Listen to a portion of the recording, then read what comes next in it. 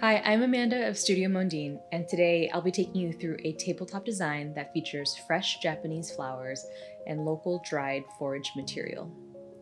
We'll review the ingredients themselves, talk about each of those in great detail, and then I'll show you the mechanic for how a piece like this comes together.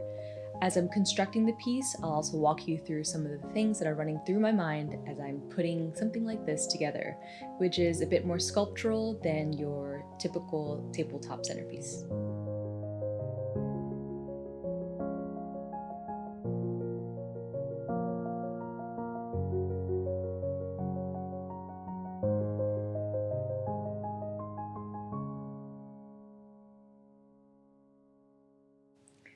So the mechanics of a piece like this are actually quite simple. We start with the vessel itself. What I have here is a trough that's 14 inches wide by 5 inches deep and 3 inches tall. So it's one that's pretty beat up because we've used these quite a few times. And then I've got a bit of salvaged chicken wire from a different installation in these troughs, so it's cut down to size. If you haven't used chicken wire before, it's pretty simple. You just need to cut it to size and sort of squish it down into the vessel. Before I tape it down though, I wanted to include a couple of flower frogs. This is probably a less common tool, but one that features pretty prominently in our work, especially the pieces that are more ikebana inspired. You'll see that they have sharp little tines or teeth that can grip product really nicely. And these can be reused over and over in your pieces. So, got a couple of different sizes that are going to go into the trough before I tape down the chicken wire.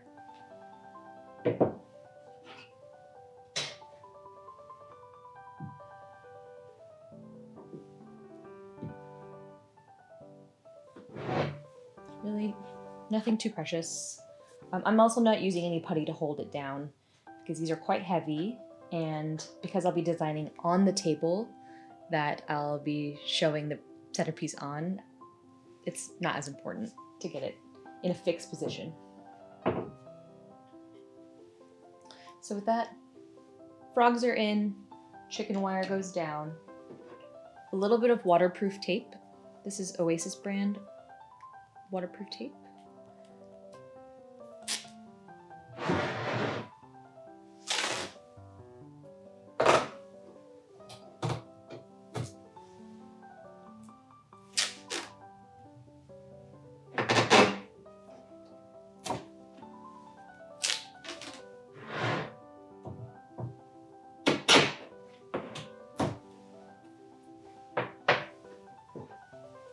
Just like that. Strap down, just 3 pieces of tape, and we can get started. So I've got my vessel prepped, and for a table that's 8 feet, I'll likely do 2 14-inch centerpieces or displays. Again, I mentioned though that it should be treated a little bit more like a sculpture. So once you've got it in position, and you'll see this come together, especially as we talk about the ingredients, why it's nice to get it to its final place. Anyway, jumping over to the ingredients, we've got some really incredible sweet pea. This variety comes from Japan. It smells fantastic, and it's called shirataki. It's a creamy buff color with a bit of a yellow undertone and really subtle purple edging. So it's almost a really bright, cool tone purple right along the edges. And I think it'll play really nicely with this other product that I've got. This one came from a local vendor, local to the Bay Area, Northern California. This is a xerathimum that I've been holding on to for quite some time, waiting for the right arrangement to put it into. I'll also be working with some of this beautiful Japanese Cosmo. The variety is called Noel, and it's a bright, rich red. The centers are almost a burnt orange color. and the undersides, especially as these age, get a little bit darker. So it's got just a really beautiful kind of velvety effect. And then the other ingredient that's going to feature prominently in this piece is this dune grass. So this is grass that I've pulled from different installations, and you'll notice that we do that quite a bit, just to try and reuse material, especially dried material, as it does hold quite well. I sort of like the contrast of an ingredient like this, with all of the really precious, soft, delicate Japanese product.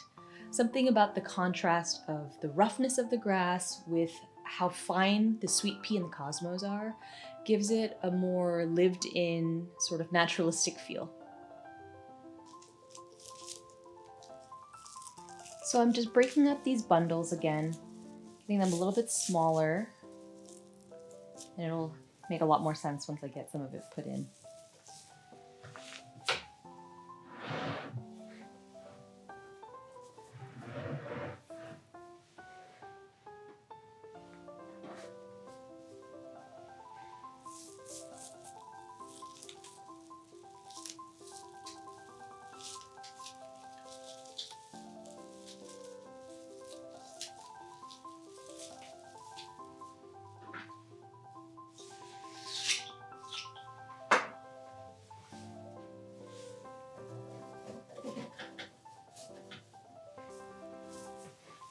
I love working with a material like this because it can really exaggerate movement and build shape.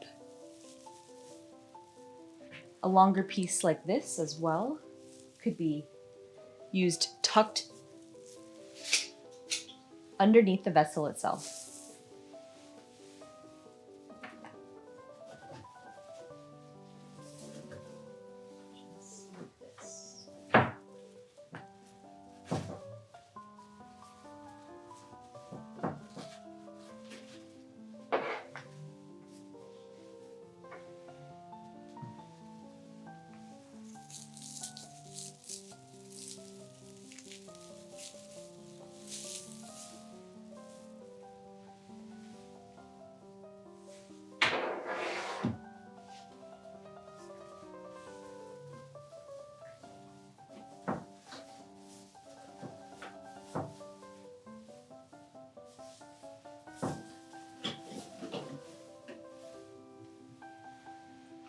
You'll notice that I chose a point about a third of the way down the length of the trough to serve as the origin point for all of the dune grass.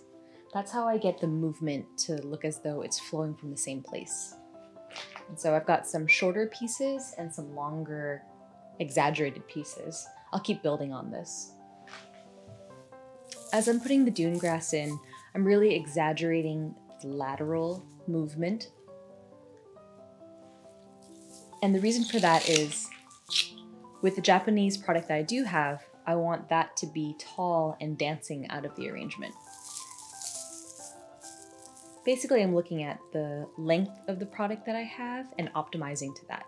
So it's a bit like a puzzle, I always think when I'm putting together an arrangement.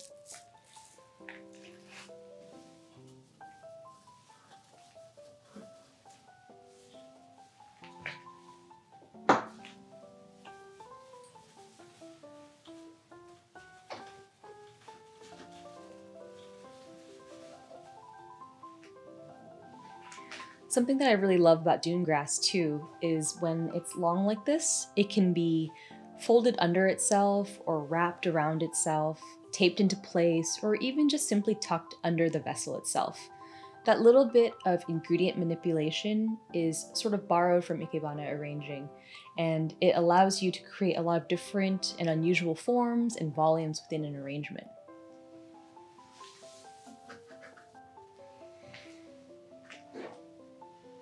And don't worry if the grass moves out of where you'd like it to be. The very last step when we place the arrangements is we'll continue doing a bit of our manipulation. It's more just for you to remember the pockets where you've made negative space or where you've sort of intended to put the fresh product. I think this will be a good stopping point for the dune grass. I'm going to fill the trough with water so that I can start placing the fresh product. I'm going to start with the sweet pea, which has the most bulk, and allow the sweet pea to fill in where the chicken wire is still exposed, and allow the sweet pea to sort of create a counterline to the dune grass. I'll start with just a couple of stems to sort of build up the base of the sweet pea before I add those really tall stems that jut out of the arrangement. I always find it helpful to get the color sort of down low so that the ingredient itself feels grounded in the piece.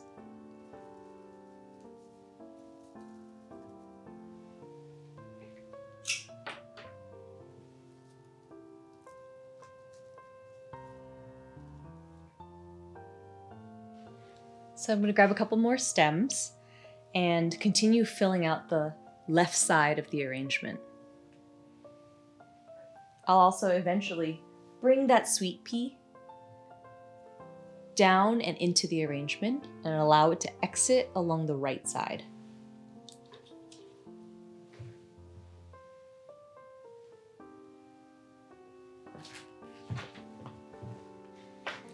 So you'll notice that as I'm placing them, I'm trying to grip a little bit of the frog, or I'm allowing the grass itself to hold the stem of sweet pea in place. It's going to move around a little bit, but having that extra bit of security mechanic inside the vessel allows you to create more exaggerated forms.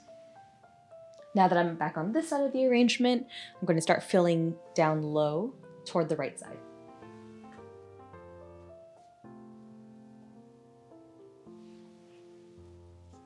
You'll notice that the form of the sweet pea stem is one that I'm playing with as well, allowing it to drape similarly to the dune grass.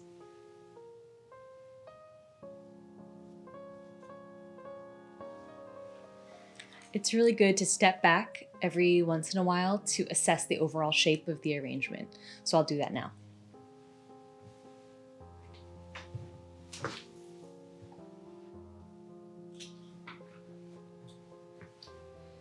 So you'll see I have the origin point deep along the left side, and I'm allowing the sweet pea stems to flow out of that same sort of origin or belly button for those of us in the audience who've heard me talk about belly buttons before. That's sort of how I keep the arrangement looking grounded, looking like all of the flowers are coming from a central point rather than floating in orbit. What I'll do now is create some counter-energetic lines. So that's just going to look like one or two stems along the right side that sort of arc up again and bring the eye up. I'll have to cut this one down a little bit shorter. What I don't want is for it to be taller than the high point on the left side.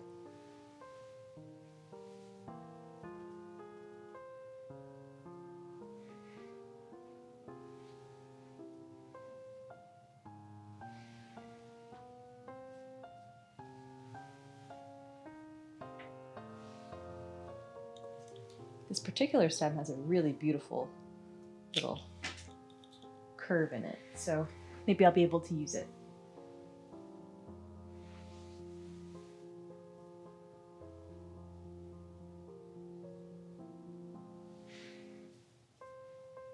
I'm at a good stopping place with the sweet pea because I don't want it to get too crowded. What I want to do is add the cosmos sort of in a cluster. I'm hoping that the cosmos, which are such a bright red, will really pop against the pale green of the dune grass. And so what I'd like to do is kind of concentrate the red color toward the center of the piece and allow a couple of longer stems to dance along that kind of skyline. So the cosmos are just incredible on their own, a single stem, so long and has so much movement. But what I really enjoy is seeing them sort of in a mass, the way that I would experience them in the garden.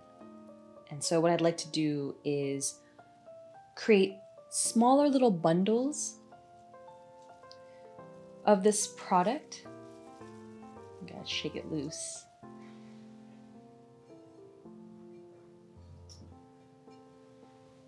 And for more of a wildflower type effect, what I'll typically do is get a little bunch in my hand and then start just kind of gently maneuvering. Some stems longer, some stems shorter. The trouble with wildflower feeling compositions is that the more effort you put into it, the more you sort of overthink it or try to arrange it to look wild, the less wild it looks. So there is a bit of a letting go that has to happen, right? So keeping it loose in your hand and just allowing the flowers to sort of land where they're going to land, giving them just a little bit of nudge if they're tangled into one another. And it tends to be a little bit easier too to arrange this way.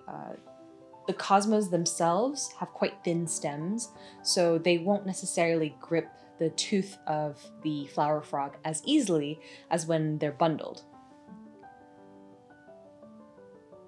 So from there, I've got my loose little patch.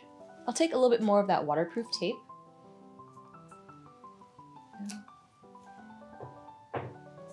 And then just wrap it around the stems.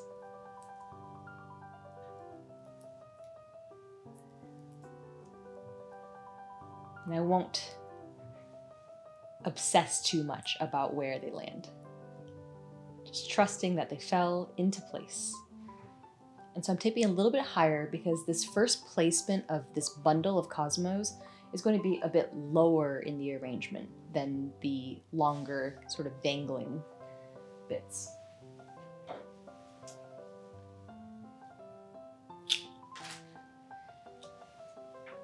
I like working with the tape to create bundles like this because not only does it hold the stems together, it also acts as a bit of a sleeve to grip into the flower frog. So with my short little bundle,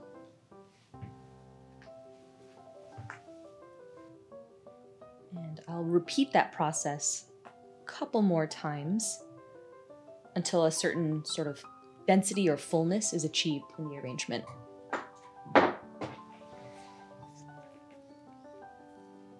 Now that I've got this great sort of ground cover effect with those little bundles of cosmos, I can go in with the individual accent stems that can be a bit longer.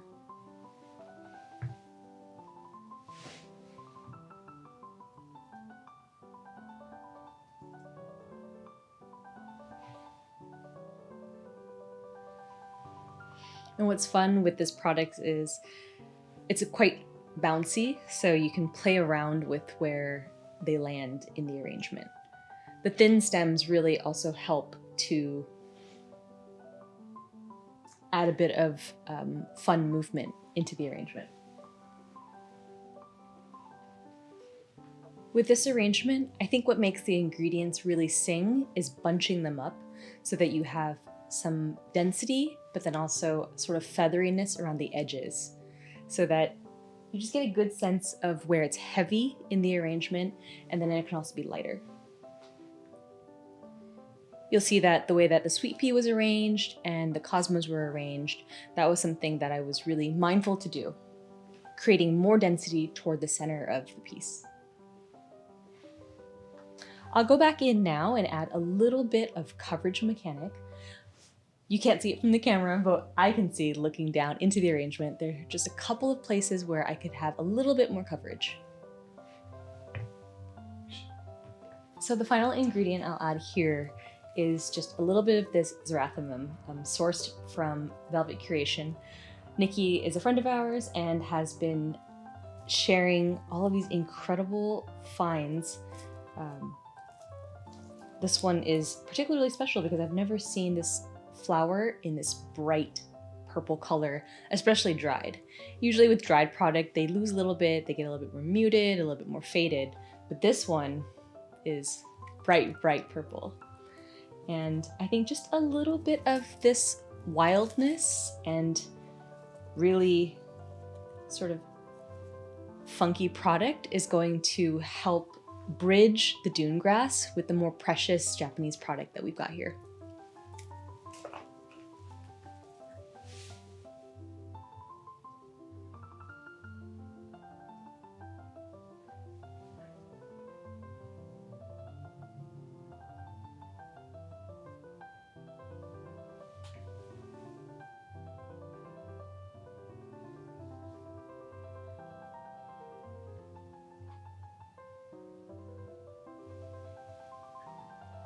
I like this ingredient to stand in contrast to the movement that we've established with the dune grass and with the sweet pea and cosmos. I kind of want it to be doing its own thing, something a little bit hectic inside the arrangement.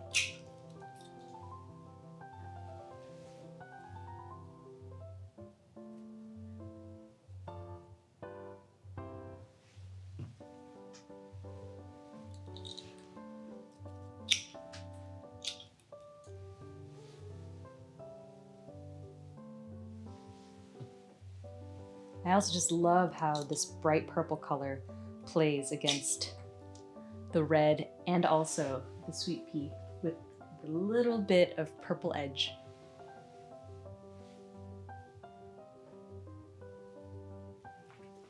Because this product is dried, you could also simply tuck it into the dune grass if you wanted to get the movement exaggerated.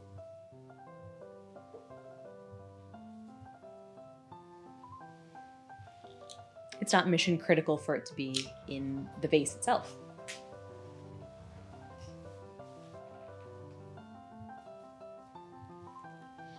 I think that's where I'll stop because there's going to be a little bit more detail work that I can do once I place it into its final position with the other arrangement.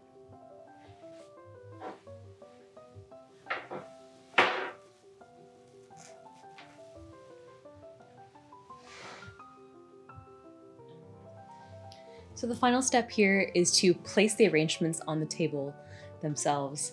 What's nice is at this step, you can still do a lot of manipulation with the dune grass, as well as some of the ingredients as they move around. When you're considering the entire tabletop, then you can sort of see where your high points and your low points should be. It may make sense to place them really close together as well to create almost like a living garland down the length of the table.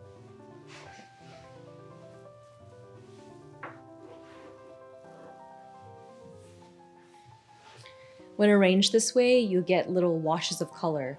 We've got the white that feathers in, and then that richer red core toward the center, and then along the very top of the skyline, that bright, almost neon purple detail. And the fullness is really brought on by the cosmos and the dune grass, as well as the sweet pea. The zerathimum doesn't do too much as far as creating a lot of bulk, and that's why we use it really high up.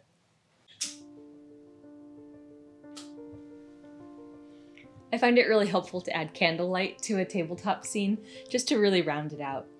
I'm using these really thin tapers in low profile crystal holders, just so that none of the lines are interrupted. The taller, thin white tapers sort of remind me of the sweet pea in this creamy white color, so I feel like it corresponds with the flowers really well. What I love about a tabletop display like this is that it invites a sense of discovery for the viewer. If you were a guest seated in front of the arrangements, you might discover for yourself a little cluster of red cosmo tucked beneath the dune grass. What you'll notice too is that it didn't take very much of the fresh product to really enrich the dried material. And that's something that is especially important in the winter and the spring months when there isn't really the same diversity of product available at the wholesaler or on order. So just a couple of bunches of really special fresh product can make a winter table of dried material come alive. Well, I hope you enjoyed this demonstration as much as I enjoyed making it.